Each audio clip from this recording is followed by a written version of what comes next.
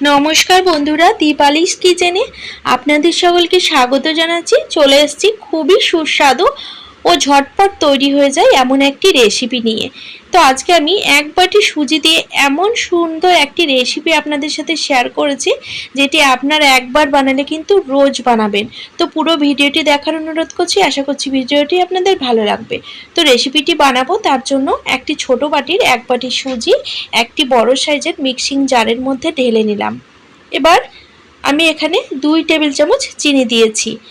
তো এক বাটি সুজির জন্য 2 টেবিল চামচ চিনি আমি নিলাম। আপনারা আপনাদের স্বাদ মতো চিনি কম বা বেশি করে নেবেন।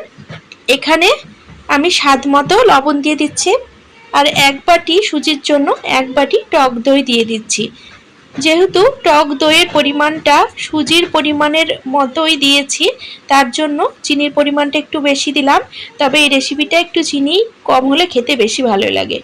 তো এক বাটি সুজির জন্য এক বাটি দই আর হাফ বাটি জল দিয়ে একটি পেস্ট বানিয়ে নিয়েছি।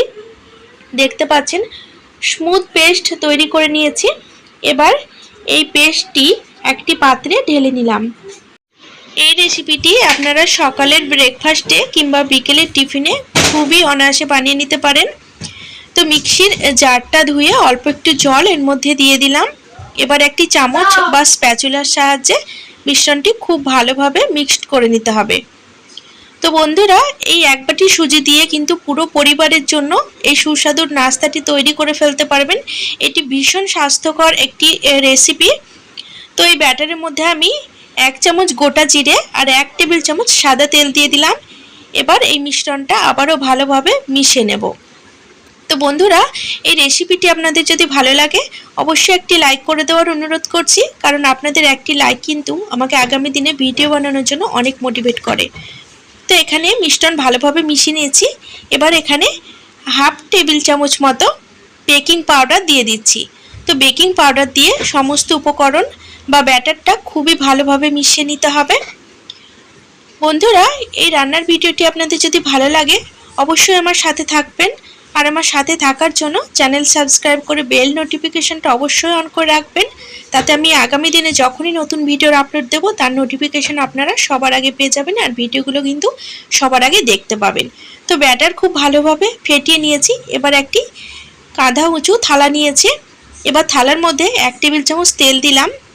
দিয়ে পুরো থালায় তেল কিন্তু খুব ভালোভাবে মাখিয়ে নিলাম। এবার যে ব্যাটার তৈরি করলাম সেই ব্যাটার কিন্তু এই থালার মধ্যে ঢেলে দিচ্ছি। তো ব্যাটার কিন্তু এখানে কমপ্লিট রেডি হয়ে গেছে রান্না করার জন্য। তো চলুন এবার রান্নাঘরের দিকে যাই। এখানে আমি ওভেনের ওপর কড়াই বসিয়ে কড়াইয়ে জল গরম দিয়েছি, আর জল দেখতে পাচ্ছেন খুব ভালো মতো গরম হয়ে গেছে। এবার একটি ছোট সাইজের বাটি নিয়ে এইভাবে বাটির মধ্যে জল ভরে নিয়ে তার উপরে ব্যাটারের থালাটা বসিয়ে দিলাম। এবার আমি ওপর থেকে চামচে করে কাশ্মীরি মির্চ পাউডার নিয়ে এইভাবে চারিপাশে ছড়িয়ে দিচ্ছি। তবে এটি চামচের থেকে বেশি এইভাবে হাত দিয়ে দিলেই কিন্তু ভালো হয়। তো আপনারা হাত দিয়ে দিয়ে নেওয়ার চেষ্টা করবেন। তো এখানে একটি স্ট্যান্ড দিলে খুব ভালো হয়। আমার কাছে স্ট্যান্ড ছিল না, যার কারণে আমি বাটির ব্যবহার করেছি। এবার আমি এটিকে ঢাকা লাগিয়ে 7 থেকে 8 মিনিট হতে দেব মিডিয়াম টু লো ফ্লেমে। তো ফিরে এসেছি 8 মিনিট পর। তো দেখতে পাচ্ছেন সমস্ত সুজির ব্যাটার একদম জমে গেছে।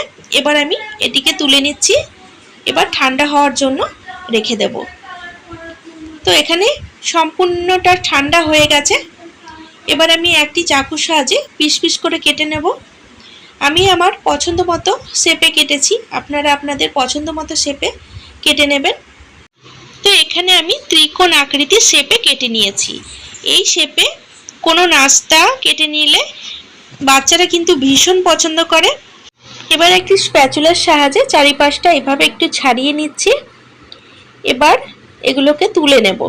তো তুলে দেখাচ্ছি আমি আপনাদের এটা কতটা সুন্দর হয়েছে। দেখুন, এটা কিন্তু থালাতে একটুও লেগে গেল না, খুবই অনায়াসে কিন্তু উঠে আসলো। তো প্রত্যেকটিকে আমি কিন্তু এইভাবে স্প্যাচুলার সাহায্যে তুলে নেব। তো বন্ধুরা, এখানে দেখতে পাচ্ছেন নাস্তাগুলো রেডি হয়ে গেছে। এবার আমি একটি ওভেনের ওপর তাওয়া বসিয়ে নিয়েছি। তাওয়ার ওপর কিন্তু 1 টেবিল চামচ মতো বাটার দিলাম। বাটার মেল্ট হয়ে যাওয়া পর্যন্ত অপেক্ষা করব। এখানে আপনারা যদি চান সেক্ষেত্রে বাটার না দিয়ে সাদা তেল বা রিফাইন্ড অয়েলও দিতে পারেন। আমি কিন্তু একটু টেস্ট বাড়ানোর জন্য এখানে বাটার দিয়েছি। তো তাওয়ার উপর বাটার গরম করে নিয়ে যে নাস্তাগুলো বানালাম সেগুলো কিন্তু এইভাবে দিয়ে নিলাম। এবার 2 মিনিট একটু ভেজে নেব। খুব বেশি ভাজার দরকার নেই, তবে 2 মিনিট একটু ভাজলেই হবে। জাস্ট একটু কালারটা চেঞ্জ হলেই নামিয়ে নেব। তো এখানে দেখতে পাচ্ছেন এক পিঠ হয়ে গেছে, কালারটা হালকা চেঞ্জ হয়ে গেছে। এবার আমি উল্টে দিচ্ছি, অপর পিঠও একটুখানি ভেজে নেব। তো সমস্ত সুজির এই নাস্তাগুলো উল্টে দিয়েছি। এবার অপর পিঠ ভেজে নিয়েছি, এখন উল্টে দিচ্ছি। এবার এগুলোকে একটি একটি করে প্লেটে তুলে নেব। তো বন্ধুরা, বাড়িতে কোনো অতিথি হঠাৎ করে চলে আসলে কিন্তু এই রেসিপিটি আপনারা খুবই সহজে আর খুবই তাড়াতাড়ি বানিয়ে ফেলতে পারবেন। এটি একবার যে খাবে সে কিন্তু বারে বার আপনার কাছে খাওয়ার জন্য রিকোয়েস্ট করবে। এটি খেতে এতটাই ভালো হয়। তাছাড়া এটি একদম তেল ছাড়াই নাস্তা বলতে পারেন। এটি কিন্তু ভীষণ হেলদি। তো আপনারা যারা ডায়েট করছেন তারাও কিন্তু এই নাস্তাটি বানিয়ে খুবই সহজে খেতে পারেন। তো দেখতে পাচ্ছেন আমি এটি প্লেটে পরিবেশন করে দিয়েছি। আর এটি দেখতে কতটা লোভনীয় লাগছে। এটি দেখতে যতটা লোভনীয়, খেতেও কিন্তু ততটাই সুস্বাদু হয়। তো এই রেসিপিটি একদিন হলেও বাড়িতে ট্রাই করে দেখবেন, আর আমাকে অবশ্যই কমেন্ট বক্সে জানাবেন কেমন হয়েছে। তো আমি একটি আপনাদের ভেঙে দেখাচ্ছি, দেখুন কতটা সফট হয়েছে। বন্ধুরা, এই এক বাটি সুজি দিয়ে কিন্তু গোটা পরিবারের জন্য এইভাবে হালকা ফুলকা নাস্তাটি কিন্তু বানিয়ে ফেলতে পারেন। আশা করছি আপনাদের ভীষণ ভীষণ ভালো লাগবে।